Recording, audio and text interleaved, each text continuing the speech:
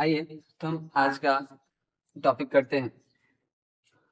आज हम क्लास 10 के आयत घन का एमसीक्यू सॉल्व करते हैं। ठीक है, चलिए देखते हैं क्या बोला है सब में। सभी कुछ ट्राई करें। एक समकोणीय बॉक्स का भीतरी आयतन 440 घन सेंटीमीटर एवं भीतर के आधार का क्षेत्रफल 88 वर्ग सेंटीमीटर है। बॉक्स की भीतरी ऊंचाई ज्ञात करना है। बॉक्स की भीतरी ऊंचाई क्या करना है आपको? ज्ञात करना है कि बॉक्स की भीतरी ऊंचाई क्या होगी। ठीक है, चलिए हम देखते हैं इसको कैसे सॉल्व करते हैं। आगे ये बताइए, समकोणीय बॉक्स का आयतन का फॉर्मूला क्या होता है? चलिए हल करते हैं आपको देखते हैं। समकोणीय आयतन का फॉर्मूला क्या होता है? L into B into height. L equal to B into height क्या होता है बाबू? आयतन। आयतन कितना दिया हुआ है? 440 आपको दिया हुआ है या दिया हुआ है। ठीक है, और आपको ये भी पता होना चाहिए क्षेत्रफल। क्षेत्रफल यानी क्या? एल इंटू बी का मान कितना दे दिया है? 88। एल इंटू बी का मान कितना दे दिया है? 88। और आपको फाइंड आउट करना है कि उसकी ऊंचाई कितना होगी। तो एल इंटू बी का मान यहाँ पे लेके यहाँ पे आप पुट कर सकते हैं और यहाँ से एच का मान निकाल सकते हो फटाफट। देखिए कैसे करते हैं। एल इंटू बी कितना दिया है? 88। तो 88 रख दिए इंटू एच इक्वल टू 440। ये वाल मल्टीप्लाई में है। एच का मान फाइंड आउट करना है तो 440 बाई 8। देन 11 का पार्ट में ये कट रहा है। 11 अरे 1144 जीरो कट गया पूरा। 8 25 40 यानी एच का मान कितना आ जा रहा है आपका? 8। एच का मान 8 क्या? सेंटीमीटर। यही आपका क्या हुआ? आंसर। आपने एमसीक्यू में टिक कर लीजिए, फटाफट ये वाला आंसर लगा लीजिए आप। चलिए जल्दी, समझ में आई? चलिए आगे कर देखिए, आगे का सम देखिए फटाफट। आइए तो अपना नेक्स्ट सम पढ़ते हैं। देखिए अपना नेक्स्ट सम क्या है।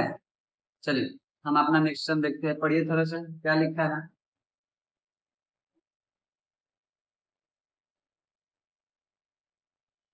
एक आयताकार गड्ढे की लंबाई 40 मीटर, चौड़ाई 12 मीटर एवं गहराई गहराई यानी क्या? ऊंचाई 16 मीटर हो तो उस गड्ढे में 5 मीटर लंबा, 4 मीटर चौड़ा और 2 मीटर मोटे तख्तों तख्तों को जिन्हें उसमें रखा जा सकता है उसकी संख्या ज्ञात करनी है। क्या ज्ञात करनी है? संख्या ज्ञात करनी है। तो संख्या कैसे ज्ञात करेंगे? देखिए संख्या ज्ञात, एक बड़ा सा है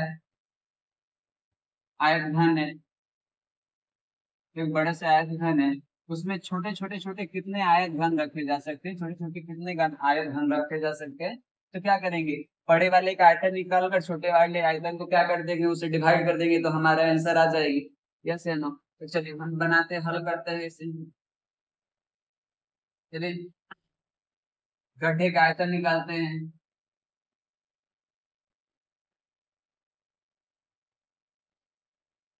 गड्ढे का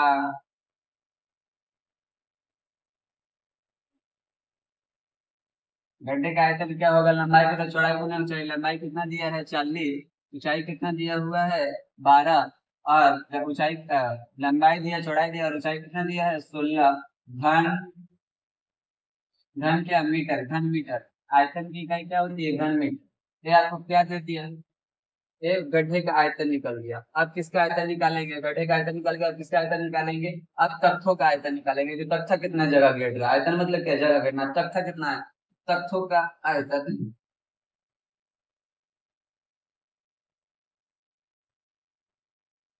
तख्तों का आयतन देख लीजिए कैसे निकालेंगे तख्तों का आयतन।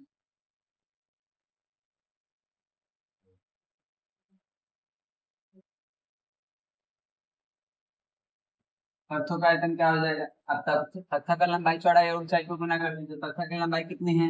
4। ऊंचाई कितनी है? सॉरी, तख्ता का लंबाई कितनी है? 5। चौड़ाई कितनी है? 4। और ऊंचाई कितनी है?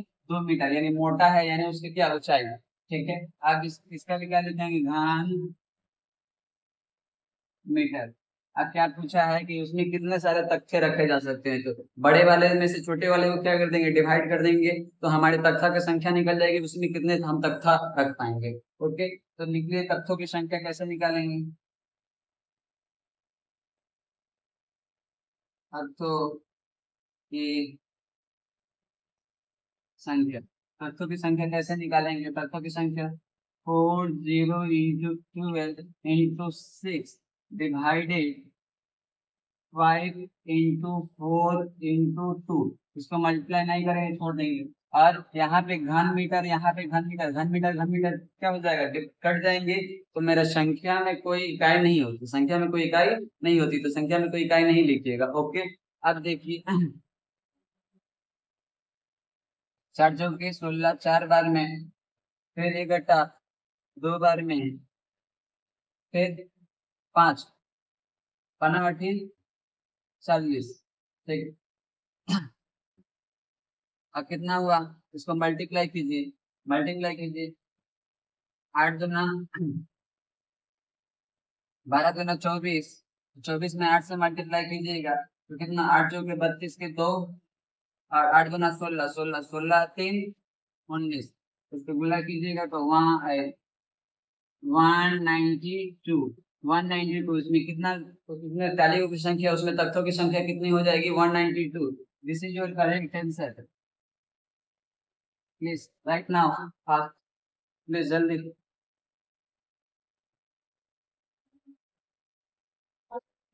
चलिए तो हम आगे 3 नंबर सम करते हैं। क्या बोला है 3 नंबर सम में?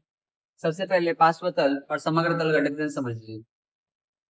एक घन के पार्श्व तल का क्षेत्रफल, क्षेत्रफल छूट गया है, सॉरी। एक घन के पार्श्व तल का क्षेत्रफल 256 वर्ग मीटर है, तो घन का आयतन क्या होगा? घन का आयतन ज्ञात करना है। पार्श्व तल और समग्र तल दो चीज होती है। तलों की संख्या, अगर समग्र तल बोले यानी उसमें टोटल 6 तल होंगे। घन और आयत घन में कितने तल होते हैं? 6 तल होते हैं।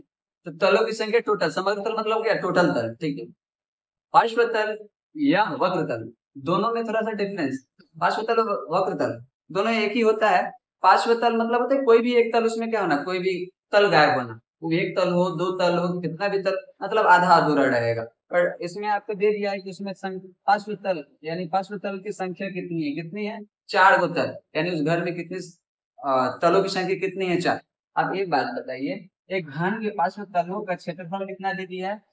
आप जानते हैं समग्र तल का, घन का समग्र तल का क्षेत्रफल का फॉर्मूला क्या होता है? आप लोग बहुत अच्छी तरह से जानते हो, 6a²। ये अगर 6 तल रहे, अगर तलों की संख्या 6 रहे, तो फॉर्मूला क्या हो जाएगा क्षेत्रफल घन का आयतन का? 6a²।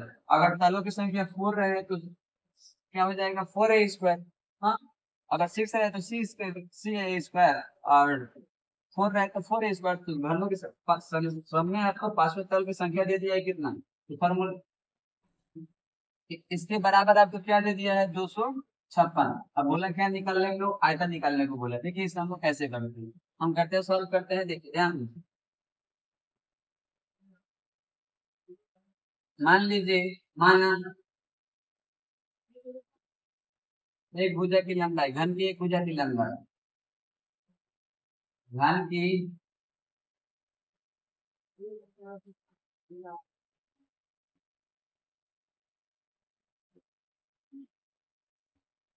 क्या मान लीजिए 1 मीटर। तो वक्र तल या पार्श्व तल, पार्श्व तल का क्षेत्रफल क्या हो जाएगा?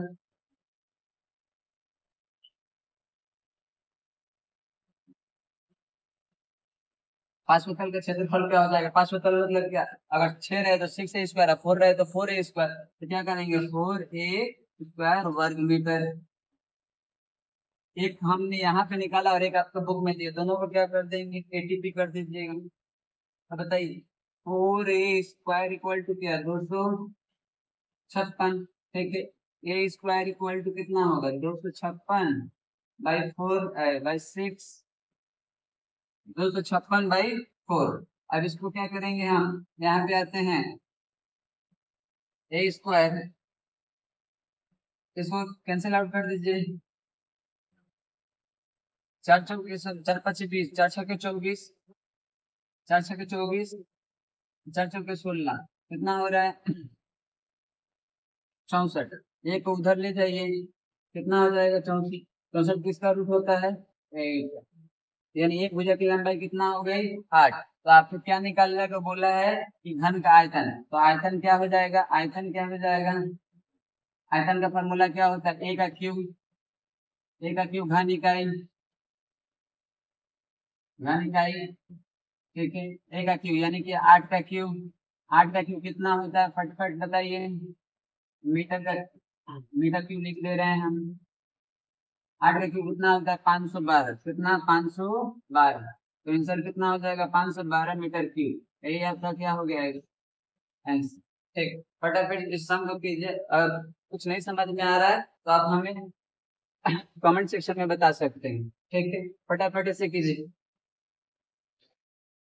हाँ, तो हम आगे 4 नंबर की तरफ पढ़े, 4 नंबर सम को पढ़े सभी कोई। 4 नंबर सम में क्या बोला है, 4 नंबर सम थोड़ा सा देखिए क्या बोलता है, रेशियो वाला है।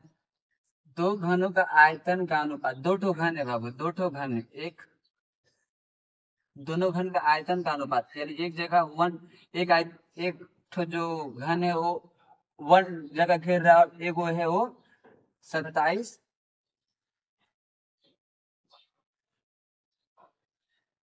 यानी एगो बड़ा बॉक्स एगो छोटा होगा, एगो क्या हो जाएगा बड़ा हो जाएगा। क्योंकि जो वन है ये छोटा जगह घेरेगा, जो बड़ा है वो 27 जगह बड़ा वाला जगह घेरेगा। तो दोनों घनों का आयतन का अनुपात, घन मतलब है जिसकी लंबाई चौड़ाई ऊंचाई क्या हो जाएगी सब बराबर। तो दोनों घन का आयतन का अनुपात आपको दिया है 1:27 है। तो दो घन के समग्र तल का क्षेत्रफल, दो घन के समग्र तल आपको दे दिया है ए क्यूब। मान लीजिए पहले वालों के लिए, पहले वाला का ए लेंथ, दूसरे वाले के लिए बी लेंथ, ठीक है। तो इसका आयतन का फॉर्मूला क्या हो जाएगा, ए क्यूब अनुपात बी क्यूब। दोनों का अनुपात का रेशियो आपको कितना दिया है 1:27, यानी इसका दोनों का आयतन का अनुपात ये दोनों दिया हुआ है। तो हम यहाँ फिर आपको क्या करना होगा कि समग्र तल का क्षेत्रफल, तो दोनों का समग्र तल का क्षेत्रफल क्या होता है 6a² यहाँ पे लाना होगा, ठीक है। यानी ए लाना, ये दिया हुआ ए लाना, कैसे लाएंगे ये हम दिखाते हैं, चल सॉल्व करते हैं। तो देखते हैं क्या देखते हैं, दोनों घनों का आयतन का अनुपात, ठीक है। तो क्या लिखे,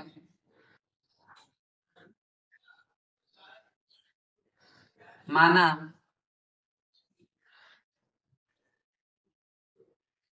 पहला घन की एक भुजा की लंबाई, पहला घन की भुजा की लंबाई कितना मान लिए, कितना माने, चलिए ये मान एक्स मानते हैं, क्या मानते हैं, पहला घन की भुजा की लंबाई एक्स इकाई, कितना इकाई एक्स इकाई। तो आयतन कितना हो जाएगा, पहला घन का आयतन कितना हो जाएगा, आयतन तो भुजा का क्यू यानी एक्स का क्यू घन इकाई, ठीक है। ये पहला घन के लिए हो गया, दूसरा घन का मान लीजिए, माना दूसरा घन,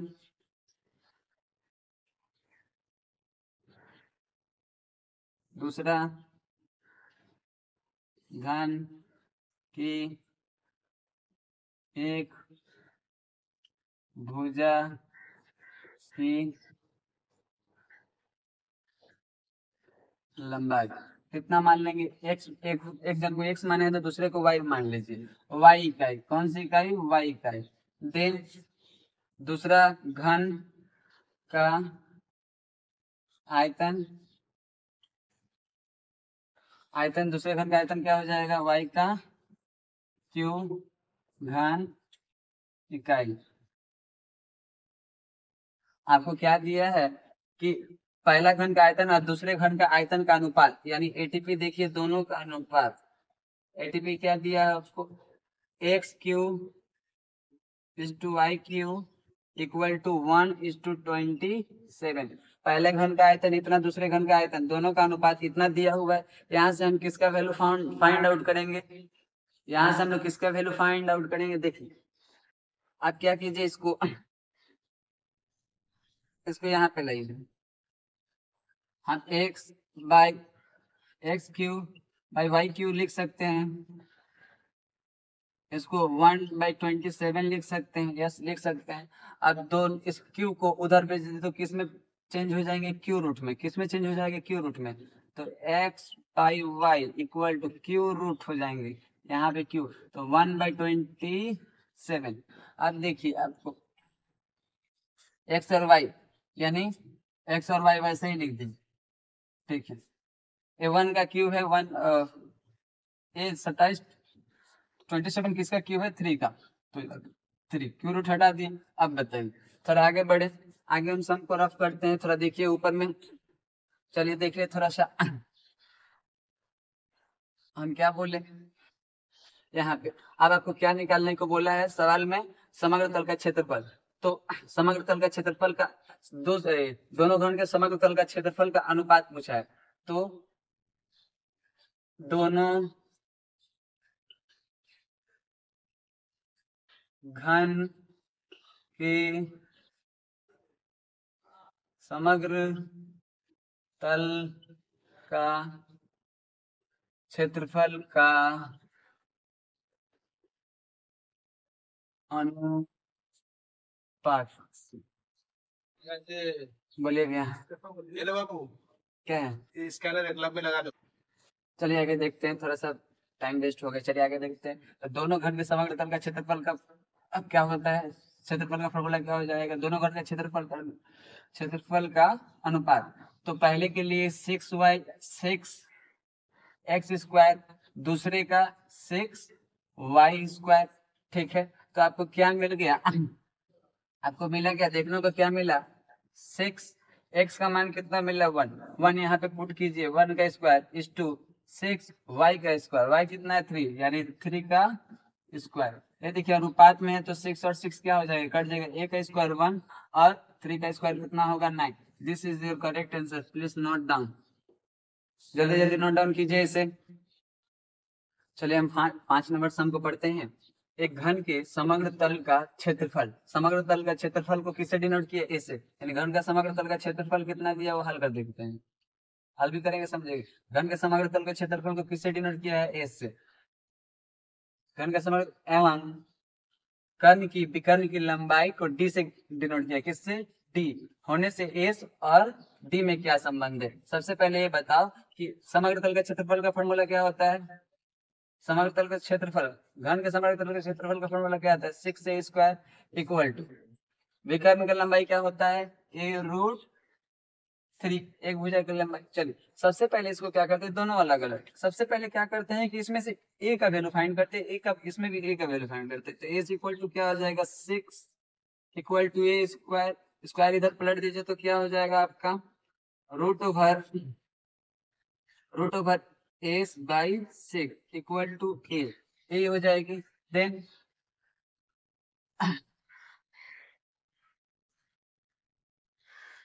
ये समीकरण 1 कर लीजिए, उसके बाद देखिए ए वाला, इसको सॉल्व कीजिए तो d नीचे में क्या, √3 इक्वल टू a, ये समीकरण 2। समीकरण ए और समीकरण 2 को कंपेयर कीजिए, देखिए एलएचएस और एलएचएस बराबर है तो ऑटोमेटिकली आरएचएस और आरएचएस बराबर है तो एलएचएस एलएचएस क्या हो जाएगा, बराबर हो जाएगा। देन कंपेयर करेंगे तो एक और समीकरण 1 और 2 को तुलना करने पर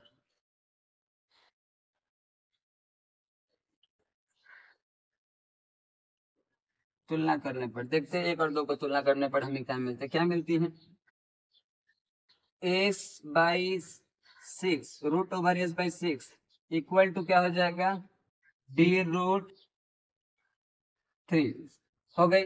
चलिए इसको हम यहाँ पे सॉल्व करते हैं, देखिए लाइन यहाँ पे सॉल्व करते हैं,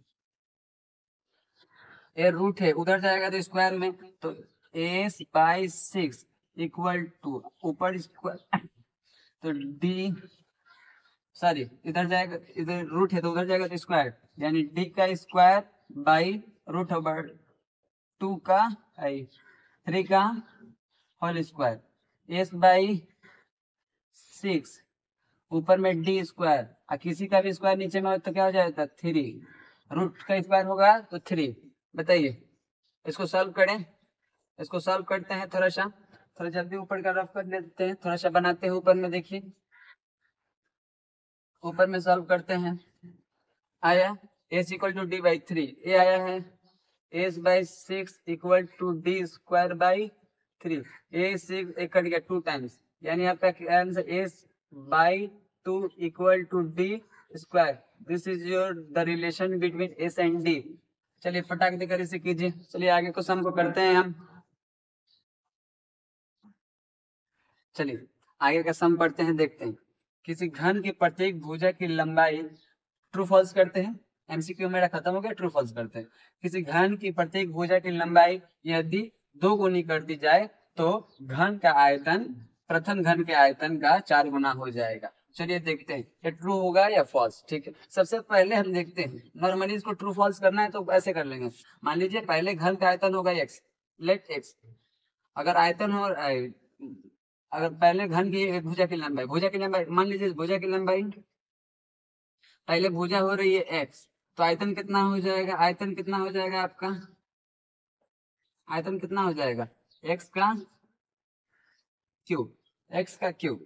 ठीक है, अब भुजा, अब भुजा कितना गुना कर दिया जा रहा है, भुजा कितना गुना कर दिया जा रहा है, भुजा अगर 2 गुना कर जाएगा तो पहले भुजा x था, अब भुजा कितना कर देंगे 2x, और जब भुजा 2x हो गया तो आयतन कितना हो जाएगा बताइए, आयतन यानी 2x का क्यूब, यानी 8x क्यूब। बोला है कि किसी घन की प्रत्येक भुजा की लंबाई यदि 2 गुनी कर दी जाए तो घन का आयतन प्रथम घन के आयतन का 4 गुना हो जाएगा। प्रथम घन का आयतन क्या था, x का क्यूब। अब बताइए x का क्यूब था, कितना गुना हो गया 8 गुना, पर बोला है कितना गुना 4 गुना, यानी ये मेरा सम क्या है, फॉल्स है। क्या है, ये फॉल्स है। तो इसमें सिर्फ क्या लिख लीजिएगा, ये फॉल्स है, यानी ये असत्य है, असत्य है, फॉल्स है। इसमें यही ऑप्शन होगा। फटाफट कीजिए, फटाफट कीजिए। हाँ तो आगे का 2 नंबर ट्रू फॉल्स करते हैं, देखते हैं ये ट्रू हो रहा है या फॉल्स हो रहा है। ठीक है, क्या बोला है, वर्षा के समय 2 हेक्टेयर, हेक्टेयर एक क्षेत्रफल का इकाई होता है, हेक्टेयर क्षेत्रफल की इकाई होती है। तो वर्षा के समय 2 हेक्टेयर जमीन में 5 सेंटीमीटर ऊंचा ऊंचा जल होने से जल का आयतन 1000 घन, हजार घन, 1000 घन मीटर हो जाएगा, 1000 घन मीटर हो जाएगा। ठीक है, हो जाएगा। ये आपको ट्रू या फॉल्स दिखाना है कि ये क्या हो रहा है। ठीक है, चलिए देखते हैं क्या हो रहा है। तो बताइए सबसे पहले, यह 1 हेक्टेयर मतलब होता है, 1 हेक्टेयर मतलब होता है 10,000 मीटर स्क्वायर। कितना, 1 हेक्टेयर में कितना होता है 10,000 मीटर स्क्वायर। कितना, तो 1 हेक्टेयर में 10,000 मीटर स्क्वायर क्षेत्रफल होता है, तो 2 हेक्टेयर में कितना हो जाएगा बताइए, बताइए। ये आपको यूनिट याद रखना पड़ेगा कि 1 हेक्टेयर में इतना मीटर, 1 हेक्टेयर क्षेत्रफल की इकाई होती है। 2 हेक्टेयर में क्या हो जाएगा,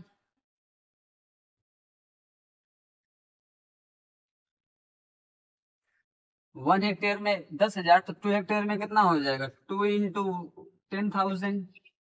ठीक है, यानी 20,000 मीटर स्क्वायर, 20,000 मीटर स्क्वायर। ठीक है, 20,000 मीटर स्क्वायर। तो बोला है आयतन क्या होगा, तो ये तो क्षेत्रफल हो गया। आयतन निकालने का फॉर्मूला आप लोग को पता होगा, एक फॉर्मूला ए भी होता है, आयतन लंबाई गुने चौड़ाई इंटू ऊंचाई। तो लंबाई और गुने चौड़ाई, यानी क्षेत्रफल तो आपको दिया हुआ है, क्षेत्रफल कितना दिया हुआ है, क्षेत्रफल दिया है 2000, 20,000 इंटू क्षेत्रफल, एक टोटल क्षेत्रफल हो गया। उसके बाद ऊंचाई, ऊंचाई कितना दिया हुआ है 5 सेंटीमीटर, ये मीटर में है और ये क्या है सेंटीमीटर में, इसको भी क्या कर लीजिए मीटर में कन्वर्ट कर लीजिए। तो सेंटीमीटर को मीटर में कन्वर्ट करने के लिए क्या करना पड़ता है, 500 से क्या करना पड़ता है, डिवाइड करना पड़ता है। ठीक है, एक घन मीटर, ये मीटर में कन्वर्ट हो गया। अब इसको क्या करेंगे, कैंसिल आउट करेंगे, 1 1 1 1 डिवाइड हो गया, तो 5 में इससे कीजिएगा तो कितना हो जाएगा, 1000, कितना 1000 मीटर का क्यूब। यानी सही बोला है, क्या बोला है, वर्षा के समय अगर 2 हेक्टेयर जमीन में 5 सेंटीमीटर ऊंचा जल होने से जल का आयतन 1000 घन डेसीमीटर हो जाएगा। तो कितना डेसीमीटर हो जाएगा, 1000 घन डेसीमीटर हो जाएगा। यानी ये सवाल मेरा क्या है, ट्रू है, ये सम मेरा ट्रू है। फटफट इसे कीजिए, नहीं समझ में आए तो फिर से पूछ लीजिएगा कमेंट। चलिए अब हम फिलिंग इन द ब्लैंक्स करते हैं। Okay, filling in the blanks क्या बोला है, एक समकोणीय चौपालों की विकर्ण की संख्या, विकर्ण की कितनी संख्या होती है, एक घन में विकर्णों की संख्या कितनी होती है, ये फर्स्ट वीडियो में ही हम आपको बता चुके हैं। विकर्णों की संख्या कितनी होती है, 4 होती है। कितनी होती है, 4 होती है, तो 4 लिख लीजिएगा। विकर्णों की संख्या कितनी होती है, 4 होती है। अगर नहीं देख पाओ तो एक बुक उठाना, उसमें से देख लीजिएगा। इधर से खींचे 1 विकर्ण, इधर से 2, फिर इधर 3, इधर 4। कितने विकर्णों की संख्या कितनी होती है, 4। तो विकर्णों की संख्या 4 होती है। ओके, चलिए तो 4 हो गया। बोला किसी घन की एक तल की विकर्ण की लंबाई, एक तल की कितना, सब कोई बोले समग्र तल का, तो समग्र तल का फॉर्मूला होता है a√3 समग्र तल का। अब बोला है इसमें कौन से कितने तल का, एक तल, कितने तल, एक तल। तो एक तल का होता है भुजा की लंबाई, यानी एक डिनोट करता है भुजा की लंबाई, पर यहाँ पे √3 नहीं, यहाँ पे होता है √2। कितना होता है, √2। अगर समग्र तल बोले तो √3 और एक तल बोले तो √2। ओके, ये वाला हो गया। चलिए ये क्या बोला, समकोणीय चौपालों की लंबाई, चौड़ाई और ऊंचाई समान होने से, बुक में समान नहीं लिखा है पर समान होगा, समान होने से उस विशेष आकृति को नाम क्या है, उस विशेष आकृति का, उस विशेष वस्तु का नाम क्या है, उस होने से घन वस्तु विशेष का नाम क्या होता है, घन विशेष नाम क्या है, तो घन होगा। क्या है, घन। ठीक है, अगर लंबाई चौड़ाई ऊंचाई समान रहे तो उसे होने से विशेष नाम क्या होता है, उस घन वस्तु का, घन वस्तु का विशेष नाम क्या है, घन होता है। ये आपका हो गया complete MCQ filling in the blanks and true false आपका कंप्लीट।